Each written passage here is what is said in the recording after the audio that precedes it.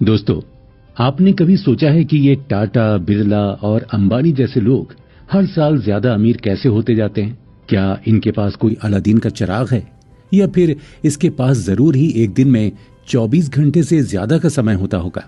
ऐसी क्या बात है इन चुनिंदा अमीर लोगों में जो ये दिन दूनी रात चौगनी तरक्की करते जाते हैं? न जाने ऐसे कितने ही सवाल अमीर लोगों को देखकर हमारे मन में आते हैं। जाहिर सी बात है कि हमारे पास इन सवालों का कोई जवाब नहीं होता। तो चलिए दोस्तों, आज हम इन सवालों का जवाब जानने की कोशिश करते हैं। मशहूर Canadian writer, motivational speaker Brian Tracy कहते हैं कि सफल लोग वो हैं जिनके पास सफल आदतें होती हैं। New York Times best selling writer John C Maxwell भी यही कहते हैं कि जब तक आप अपने डेली रूटीन को नहीं बदलते, तब तक आप अपनी जिंदगी भी नहीं बदल सकते हैं। आपकी सफलता का राज आपके डेली रूटीन में ही छुपा है। अब हमें ये तो पता चल गया है कि अच्छी आदतों के जरिए हम सफल और अमीर बन सकते हैं, लेकिन वो अच्छी आदतें कौन सी हैं और उन अच्छी आदतों को कैसे अपने जीवन में अप्लाई किया जा सकता है, इसके बारे में विस्तार से जानने के लिए आज हम चर्चा करने जा रहे हैं थॉमस कॉर्ले की किताब rich habits, the daily success habits of wealthy individuals की। थॉमस कॉर्ले एक सर्टिफाइड पब्लिक अकाउंटेंट और फाइनेंशियल प्लानर हैं। उन्होंने सालों तक अमीर लोगों के डेली हैबिट्स पर रिसर्च किया है। वो बताते हैं कि अमेरिका में बस 5% लोग ही फाइनेंशियली सक्सेसफुल हैं, और हमारे स्कूल में भी फाइनेंशियली सक्सेसफुल बनने का तरीका नहीं बताया जाता है। ऐसे में थॉमस ने इस किताब में अपने रिच हैबिट्स प्रोग्राम को रिसर्च करने के बाद उसकी लर्निंग्स को यहाँ बताया है। जब लेखक के पास एक क्लाइंट अपने बिजनेस को लेकर एडवाइस लेने आया, तब उन्होंने अपने क्लाइंट के बिजनेस की हर बारीक चीज को लेकर रिसर्च करना चालू किया, और यहीं से इस किताब को लिखने की शुरुआत हुई। दरअसल उनके क्लाइंट का बिजनेस बढ़ रहा था, लेकिन फिर भी उन्हें काम को लास्ट टाइम में कंप्लीट करने में दिक्कत आ रही थी, खासकर पे रोल मैनेज करने के समय।